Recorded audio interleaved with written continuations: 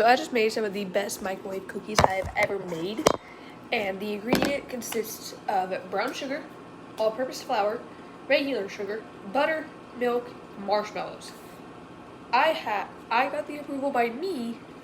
So good. I've also had my brother approve of it, and he hardly ever approves of my cooking. So it's good. Go try it. Yes, I do have some cookies right now. Let me show you one of them. Thing's beautiful. The marshmallows, the consistency, so perfect. Just eyeball everything. That's what I did. Just don't put too much.